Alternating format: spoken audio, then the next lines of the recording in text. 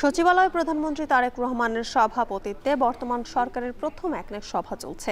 এই বৈঠকে উত্থাপিত হবে 11,500 কোটি টাকার 17টি প্রকল্প। এ নিয়ে বিস্তারিত জানাতে সেখান থেকে সরাসরি যুক্ত হচ্ছেন আসিফ ইকবাল খান। আসিফ, এই সরকারের প্রথম একনেক বৈঠকে কয়টি প্রকল্প ওঠার কথা রয়েছে? আরও জানতে চাই যে এর মধ্যে গুরুত্বপূর্ণ প্রকল্পগুলো কোনগুলো? জ্যোতিকা, আমরা এখন পর্যন্ত যেহেতু বৈঠকটি চলছে, বৈঠকটি 10:30টায় শুরু হয়েছে।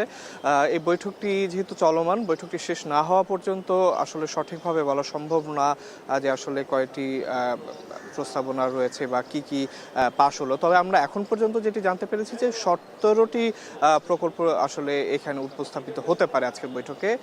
যেটি বলছিলাম যে সকাল 10:30টায় এই একটেক যে বৈঠকটি রয়েছে সেটি শুরু হয়। এখানে কিন্তু আমরা দেখেছি যে মন্ত্রিপরিষদ সভার যারা রয়েছেন একটেকের সাথে জড়িত সবাই কিন্তু দেখেছি এক এক করে প্রবেশ করতে, এবং মোটামুটি সবাই এখানে কিন্তু উপস্থিত রয়েছে।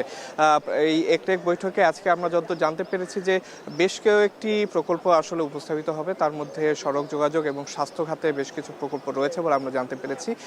তো আসলে একটেক বৈঠক শেষে একটি আনুষ্ঠানিক সাংবাদিকদের সাথে একটি ব্রিফিং অনুষ্ঠিত হয়। সেই ব্রিফিংয়েই আমরা আসলে বিস্তারিত জানাতে পারবো একটেকে কি নিয়ে আলোচনা হয়েছে। এর আগে যদি একটু জানিয়ে রাখি, প্রধানমন্ত্রী তারেক রহমান কিন্তু আজকে সচিবালয়ে অন্যান্য দিনের মতোই সকালবেলায় প্রবেশ করেন।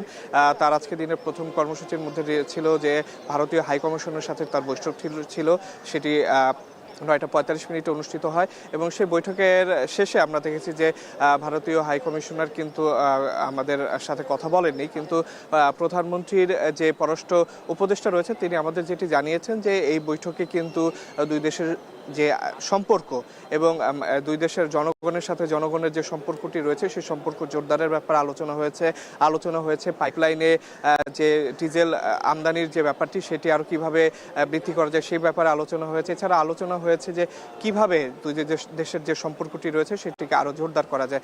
তো এছাড়া আজকে কিন্তু প্রধানমন্ত্রী তারেক রহমান এই একনেক বৈঠকের পরে ইউরোপীয় ইউনিয়নের রাষ্ট্রদূতের সাথেও বৈঠক করবেন। তারপর তিনি কিন্তু সংসদের উদ্দেশ্যে রওনা করবে। বলতে গেলে আজকেও প্রধানমন্ত্রী তারেক রহমান একটি কর্মব্যস্ত দিন কাটাবেন, এবং একনেক বৈঠকের পরে আসলে কি কি বিষয় নিয়ে আলোচনা হয়েছে সেই ব্যাপারটিও কিন্তু আমরা পরবর্তী সংবাদের মাধ্যমে জানানোর চেষ্টা করব। তো এই ছিল আমার কাছে সর্বশেষ। জ্যোতিকা। সচিবালয় থেকে যুক্ত ছিলেন আসিফ ইকবাল খান, জানাচ্ছিলেন সেখানকার সবশেষ তথ্য।